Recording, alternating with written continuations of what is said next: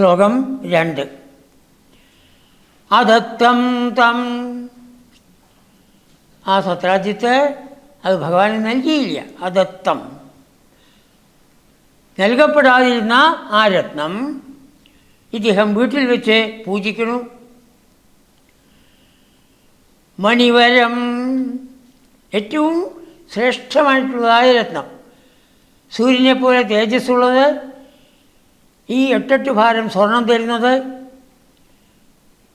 അത് ഭഗവാൻ ചോദിച്ചിട്ട് കൊടുത്തില്ല. അനീന അല്പമനസ, എന്തുകൊണ്ട്? മനസ്സിന് വിശാലത ഉണ്ടായിട്ടില്ല.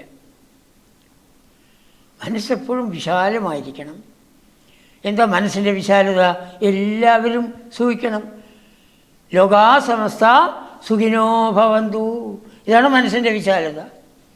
എൻ്റെ കാര്യം നടക്കണം, അതാണ് അധികം പേരടി. അത് പാടില്ല. അതാണ് അല്പമനസ്സ് എന്ന് പറയുന്നത്. അങ്ങനെ അല്പ മനസ്സനായിരിക്കുന്ന ആ സത്രാജ്യത്ത്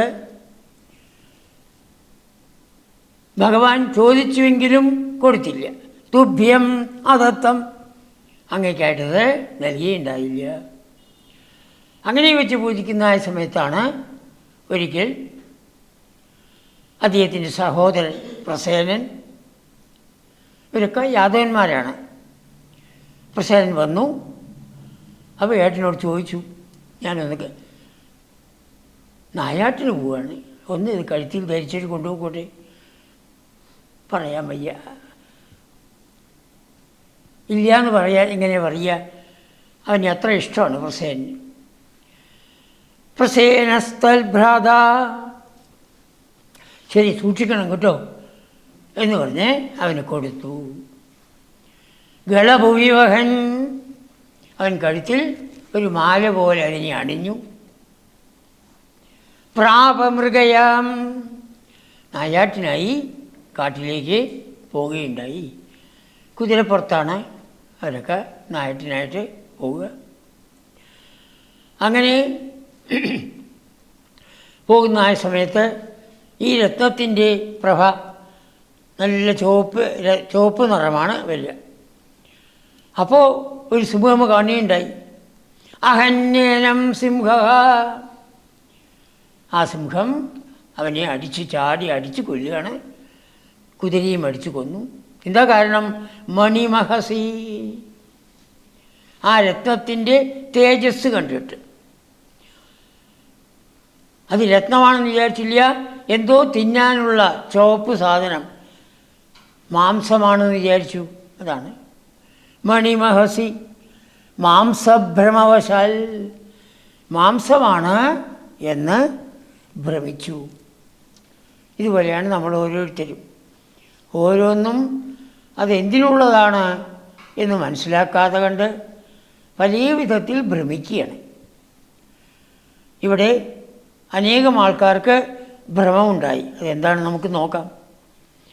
അപ്പോൾ സിംഹത്തിനെ സംബന്ധിച്ചിടത്തോളം ആ രത്നം മാംസമാണ്, ചുവപ്പ് നിറം എന്ന് വിചാരിച്ച് ചാടി പ്രസേനനെയും കുതിരയെയും രണ്ടും കൊന്നു. അഹന്യേനം സിംഹോ മണിമാസി മാംസഭ്രമവശാൽ,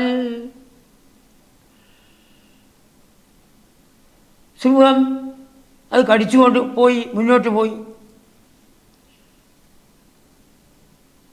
അങ്ങനെ പോകുന്ന സമയത്താണ് ജാംബവാൻ്റെ ഗുഹ. കപീന്ദ്രഹ, ജാംബവാൻ ഗുഹയിൽ നിന്ന് പുറത്തിറങ്ങിയപ്പോഴാണ് ഈ സിംഹത്തിൻ്റെ വായിൽ രത്നം കണ്ടു. തം ഹത്വ, അതിനെ ഒരടിക്ക് കൊന്നു. അപ്പോൾ ജാംബവാൻ്റെ ശക്തി ഒന്ന് അയച്ചു നോക്കുക. കപീന്ദ്ര തം ഹത്വ മണിമപി, മണിയെടുത്ത് നോക്കി. ആ കുട്ടിക്ക് കളിക്കാൻ കൊടുക്കാം. ബാലായ ദിവാൻ, കളിക്കാനായി തൻ്റെ കുട്ടിക്ക് കൊടുത്തു. അപ്പോൾ പല തരത്തിലുള്ളതായ ഭ്രമങ്ങളാണ് ഇവിടെ കാണുന്നത്. ഓരോരുത്തരെയും ആ ഭ്രമം ബാധിച്ചു. ആദ്യം സത്രാജ്യത്തിന് അർത്ഥഭ്രമം. പണം ഒന്ന് കൂടി കൂടി കൂടി കോടീശ്വരൻ, താനാണ് ഏറ്റവും വലിയ ധനികൻ, യാദവന്മാരിൽ എന്നുള്ള പേര് വേണം. ഇന്നിപ്പോൾ നമ്മൾ കാണുന്നില്ല അത്.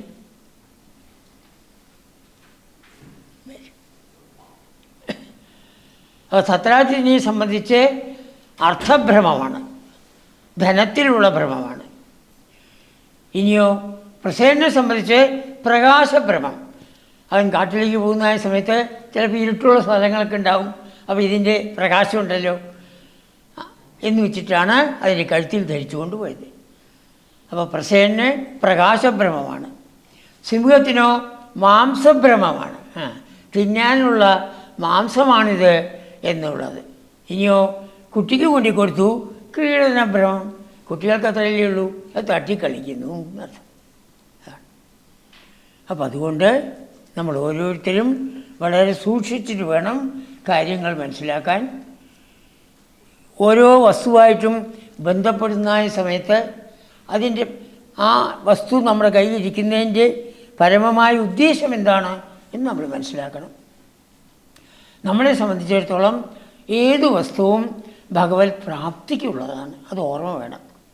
അതിലാദ്യത്തെ വസ്തു പൂർണ്ണമായും നമ്മുടെ നിയന്ത്രണത്തിലുള്ളത് ശരീരം തന്നെയാണ്. ആ ശരീരത്തിന്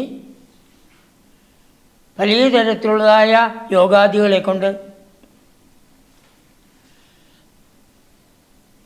നമ്മുടെ അന്ധഃകരണത്തിനെ പരിശുദ്ധമാക്കി ഈ ശരീരം പോകുന്നതിന് മുമ്പ് ആ ഉള്ളിലുള്ള പരമാത്മാവിനെ സാക്ഷാത്കരിക്കാൻ വേണ്ടി ശ്രമിക്കണം. അതാണ്. അപ്പോൾ ഓരോ വസ്തുവും അത് എന്തിനു വേണ്ടിയാണ് ഭഗവാൻ തന്നിരിക്കുന്നത് എന്ന് മനസ്സിലാക്കി. ഇവിടെ എന്തിനു വേണ്ടി സൂര്യദേവൻ കൊടുത്തു? ആ രത്നം കൊണ്ട് 8 ഭാരം സ്വർണം ഇതായി ജനങ്ങൾ, ധനമില്ലാത്ത ജനങ്ങളെ സഹായിക്കാൻ വേണ്ടി കൊടുത്തതാണ്. അതിന് കൊടുക്കാതെ, അങ്ങനെ കൊടുക്കാതെ കണ്ട് അതിനിപ്പോൾ എപ്പോഴാണോ വലിയ അനാവശ്യ കാര്യങ്ങൾക്ക് ഉപയോഗിച്ചു നടത്തും. വെച്ച് പൂജിക്കേണ്ടതായ വസ്തുവിനെ കഴുത്തിൽ കെട്ടി നായാട്ടിനായിട്ട് പോവുകയല്ലേ ചെയ്തത്. അപ്പോഴാണ് പല വിധത്തിലുള്ളതായ അപകടങ്ങൾ വന്നു ചേരുന്നത്.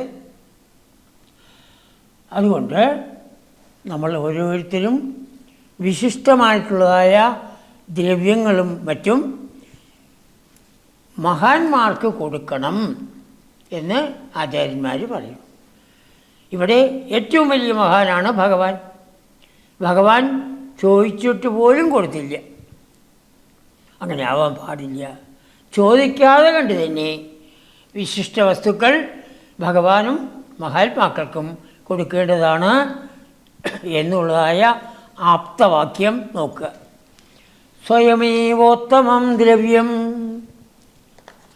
സ്വയമേവോത്തമം ദ്രവ്യം മഹദോർപ്യം പരാദരാൽ. സംസ്കൃതത്തിൽ 2 സ്റ്റോപ്പാണ്. സ്വയം ഏവ ഉത്തമം ദ്രവ്യം മഹതഃ അർപ്യം. അവഗ്രഹം ആ ലോപിച്ചതിനെ കാണിക്കുന്നതാണ്. മഹതഃ അർപ്യം പരാദരാൽ, പര ആദരാൽ, ശ്രേഷ്ഠമായ ഏറ്റവും ബഹുമാനത്തോടി, അത്യന്തം ബഹുമാനത്തോടി ചെയ്യണം. അപ്പോൾ നല്ല വസ്തുക്കൾ നമ്മുടെ കയ്യിലുണ്ടെങ്കിൽ അത് മഹാന്മാർക്ക് കൊടുക്കണം, ചോദിക്കാതെ കൊടുക്കേണ്ടതാണ്. ഇവിടെ ഭഗവാൻ ചോദിച്ചിട്ട് തന്നെ കൊടുക്കുകയുണ്ടായില്ല. അതുകൊണ്ടാണ് ഈ വിധത്തിലുള്ളതായ ദോഷങ്ങളെല്ലാം വന്നു ചേർന്നത് എന്ന് നമ്മൾ മനസ്സിലാക്കണം.